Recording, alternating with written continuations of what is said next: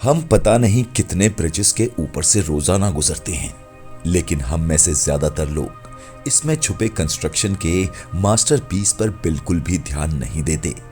Bridges की construction building के मुकाबले में हद से ज्यादा मुश्किल होती है, क्योंकि बिल्डिंग्स का लोड तो स्टेबल रहता है, लेकिन ब्रिजेस का लोड कभी भी एक जैसा नहीं रहता। ब्रिजेस को हर वक्त लाखों टन वजनी लोड बर्दाश्त करना पड़ता है, और वो भी ऐसा लोड जो एक जगह से दूसरी जगह मूव कर रहा हो। हमारे चैनल पर आपका फिर से स्वागत है। जैसे जैसे आबादी बढ़ती जा रही है, वैसे वैसे ब्रिजेस और फ्लाईओवर्स की इंपॉर्टेंस भी बढ़ती जा रही है, और ये इंपॉर्टेंस उस टाइम को और बढ़ जाती है जब ब्रिजेस जमीन पर नहीं बल्कि पानी के ऊपर बने हों। जी हाँ, जहां जमीन पर ब्रिजेस की कंस्ट्रक्शन में वर्कर्स को मुश्किल चैलेंजेस का सामना करना पड़ता है, तो वहीं पानी पर ब्रिजेस की कंस्ट्रक्शन में 10 गुना ज्यादा चैलेंजेस आते हैं। पानी पर ब्रिज बनाने में एक एक इंच क्या, एक एक मिलीमीटर भी पहले से कैलकुलेट होता है, क्योंकि अगर एक भी मिलीमीटर की गलती हुई तो अरबों रुपए और लाखों जानें एक ही झटके में ढेर हो सकती हैं। चाहे घर की कंस्ट्रक्शन हो, बिल्डिंग्स की या फिर ब्रिजेस की, इन सब में एक चीज कॉमन है, वो है इनकी फाउंडेशन। जैसे फाउंडेशन के बगैर कोई भी स्ट्रक्चर नहीं बन सकता, वैसे ही फाउंडेशन के बगैर ब्रिजेस की कंस्ट्रक्शन भी मुमकिन नहीं है। अब सवाल ये उठता है कि गहरे समुद्र और दरिया पर बने ब्रिजेस की फाउंडेशन तो पानी के भी अंदर होती है, लेकिन पानी के अंदर ये फाउंडेशन आखिर बनाई कैसे जाती है? कैसे लहरों के नीचे अरबों लीटर पानी में इस काम को किया जाता है? और समुद्र के अंदर बनी फाउंडेशन कैसे इतनी मजबूत होती है, जो पानी और लहरों के प्रेशर में भी एकदम ब्रिज को मजबूती से पकड़ के रखती है? ये सब आप जान सकेंगे हमारे आज के वीडियो में। पानी में कंस्ट्रक्शन करने के लिए इंजीनियर्स का सबसे पहला टास्क होता है कि पानी की गहराई देखना, और साथ साथ पानी के नीचे जो जमीन है उसके बारे में इंफॉर्मेशन कलेक्ट करना। पानी की गहराई कितनी है, पानी के नीचे जमीन पथरीली है या रेतीली, ये जानकारी भी हासिल करने के लिए प्रोफेशनल स्कूबा डाइवर्स समुद्र के बॉटम तक जाते हैं, और कई हफ्तों तक सिर्फ इंफॉर्मेशन कलेक्शन का काम ही चलता रहता है।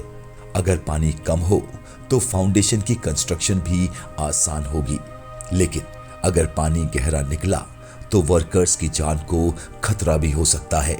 साथ ही साथ कंस्ट्रक्शन कॉस्ट और मेहनत दोनों 10 गुना ज्यादा बढ़ जाएगी।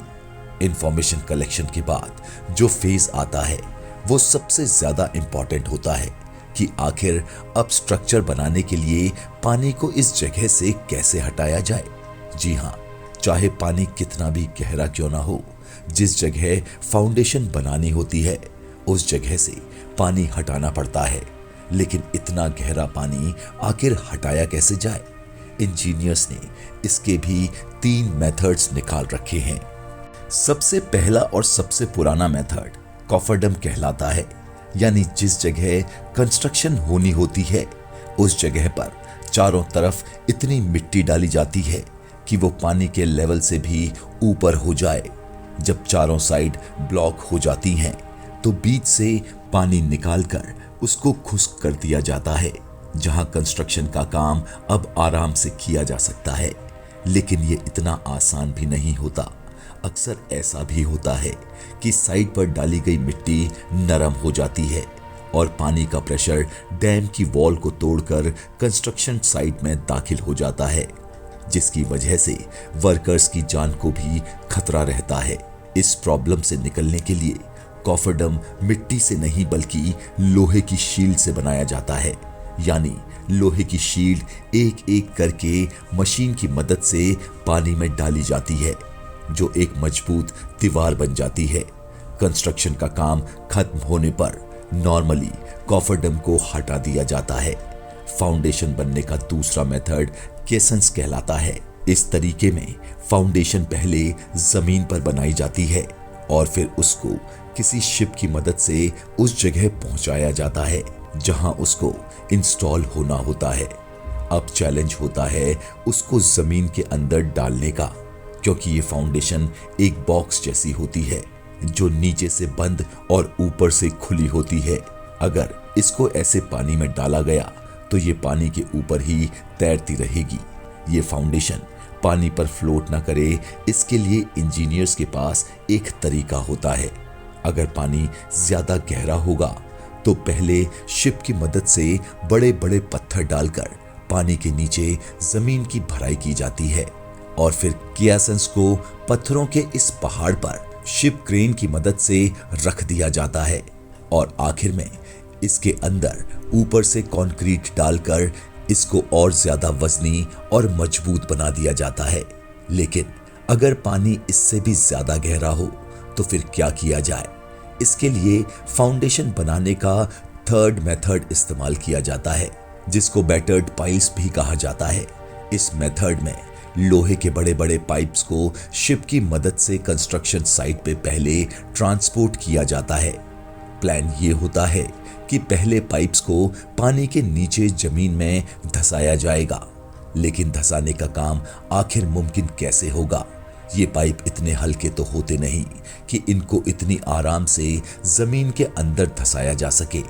आखिरकार एक एक पाइप 1000 टन वजनी होता है। इसके लिए स्पेशल किस्म के बड़े बड़े हैमर्स शिप पर इंस्टॉल करके कंस्ट्रक्शन साइट में मंगवाए जाते हैं, जो इन पाइप्स को लगातार ठोक ठोक कर जमीन में इतना ज्यादा धंसा देते हैं कि अब बड़ी बड़ी लहरें हो या समुद्री तूफान इन पाइप को 1 मिलीमीटर भी इधर से उधर नहीं कर सकते। अब पानी के बीचों बीच एक मजबूत और ठोस फाउंडेशन तैयार है, जिसके ऊपर ब्रिज की कंस्ट्रक्शन की जा सकती है। लेकिन ये सब इतना आसान भी नहीं होता जितना आसान ये कहने और सुनने में लगता है। ये सारे प्रोसेस में सालों की मेहनत और कई जानें भी गंवाई जाती हैं। आइए देखते हैं जमीन और पानी पर बनाए गए दुनिया में 10 सबसे ज्यादा लंबे बेहतरीन ब्रिजेस। नंबर 10, यूएस में मौजूद 1979 में कंप्लीट किया जाने वाला ये ब्रिज मैनचेक स्वैम्प ब्रिज के नाम से मशहूर है, जिसकी लंबाई 36 किलोमीटर है। नंबर 9, 2017 में कंप्लीट होने वाला ब्रिज चाइना में मौजूद वुहान मेट्रो ब्रिज के नाम से जाना जाता है, जो टोटल 37 किलोमीटर लंबा है। इस ब्रिज को बनाने में 13 सालों का टाइम लगा था। नंबर 8, 1956 में कंप्लीट होने वाला ये ब्रिज यूएस में लेक पंचाट्रेन कॉजवे के नाम से जाना जाता है। इस ब्रिज की लंबाई 38 किलोमीटर है। Guinness book of world record के मुताबिक पानी पर बनाया गया ये सबसे बड़ा ब्रिज है। नंबर 7, 2010 में कंप्लीट होने वाला ये ब्रिज चाइना में मौजूद बीजिंग ग्रैंड ब्रिज के नाम से मशहूर है, जो टोटल 48 किलोमीटर लंबा है। नंबर 6, थाईलैंड में मौजूद ये ब्रिज 55 किलोमीटर लंबा है, जो बंगान एक्सप्रेसवे कहलाता है। नंबर 5, 2008 में कंप्लीट होने वाला वाइननवी ग्रैंड ब्रिज चाइना में मौजूद है, जो 80 किलोमीटर लंबा है। नंबर 4, दुनिया का चौथा लंबा ब्रिज भी चाइना में ही मौजूद है, जो कैंसडे ग्रैंड ब्रिज कहलाया जाता है और ये ब्रिज 106 किलोमीटर का है। नंबर 3, सिर्फ 4 साल में कंप्लीट होने वाला ये ब्रिज भी चाइना में मौजूद है, जो तियानजिन ग्रैंड ब्रिज के नाम से जाना जाता है। ये ब्रिज 114 किलोमीटर लंबा है। नंबर 2, दुनिया का दूसरा सबसे लंबा ब्रिज 157 किलोमीटर लंबा है, ताइवान में मौजूद कांगवा कांगशुंग वायडक्ट से मशहूर है। और अब नंबर 1, दुनिया का सबसे लंबा ब्रिज चाइना में मौजूद है, जो सिर्फ 5 सालों में तैयार कर लिया गया। हैरत अंगेज तौर पे 165 किलोमीटर लंबा है। इस ब्रिज को बनाने में 10,000 वर्कर्स एक ही वक्त में काम करते थे और इस पर टोटल 640 अरब रुपए का खर्चा हुआ। इसका नाम डेनियान कुशांग ग्रैंड ब्रिज है। अगर आपको हमारे वीडियो पसंद आ रहे हैं तो प्लीज लाइक और सब्सक्राइब जरूर करें।